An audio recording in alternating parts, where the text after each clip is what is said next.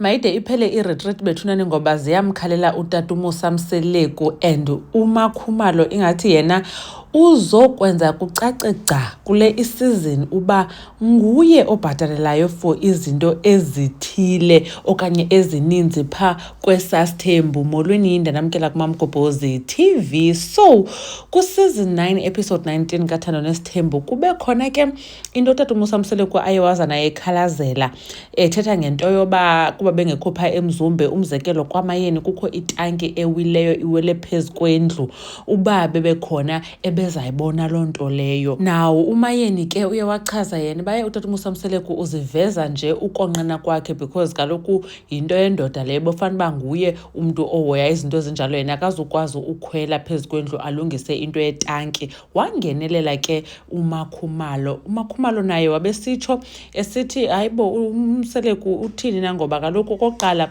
kukhona noba kukhalazelwa uba kukho ingcapha eMzumbe, and then ke bachaza ke bona bobathathu uba akho ngca eMzumbe bayaya. Wathi mangoba besandokuya akho ngca ifuna uchetywa phaa, wabesithi uMakhumalo le nto ke ngoku ithetha uba bokufanele uba umphemba which is ngumntu ke osebenza phaa egcekeni amyekise okanye noba ngambhatala ngoba kaloku uyambhatala, so aka-understandi ke ngoku xa kuzawuthiwa izinto azikho rayithi kukhutyani phana.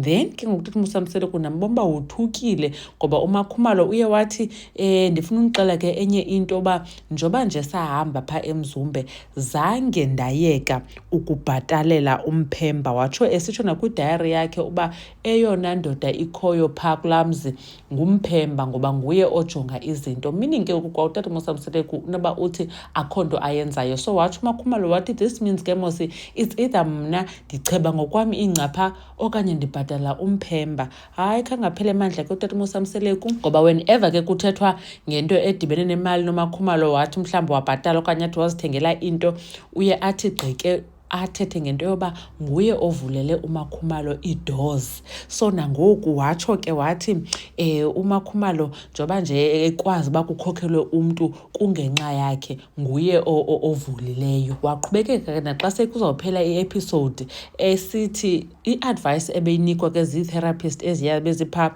utata uNdabe noSisinonto xa enoyithatha lakhatshintsha i-leadership yakhe, it means angabuyela asebenzise la advice weyinikwe ngusine yoba makabayeke angabakhokheli imizi yabo because khe wangabakhokheli imizi yabo babuyela apha eMzumbe noMakhumalo lowo yena uzithengeleyo umzi avale amathuba akhe okwenza imali.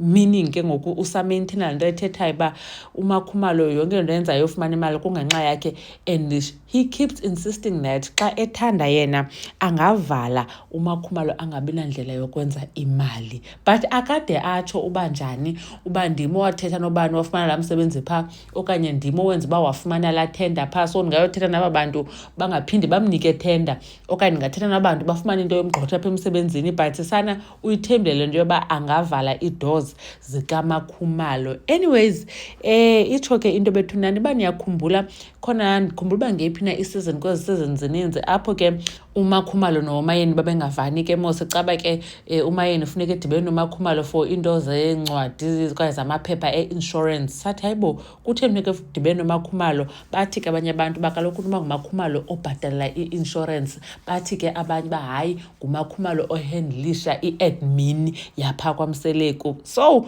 ngoku sesidibanisa uba mhlawumbi kwalo insurance yayibhatalwa nguye kakade. Phofu ke sana umacele uthe uMakhumalo wawuchaza uba umphemba uyambhatala wathi hey, but akakhomenta. Anyways babe nibukele bethunani, khanitsho nini abanicinga ntoni ngayo yonke le nto uba utata uMusa Mseleku ebeka iblame kumakhosikazi ngeetenki eziwayo nakuba noba phaa eMzumbe kukho kwenile ekubeni koba ke ekhona umuntu oqeshiweyo naye ke phofu ekhona uMayeni nankosithi uyaziveza ukuba livila kwakhe. uMamgobhozi uyanibona kwividiyo landelayo. Bye.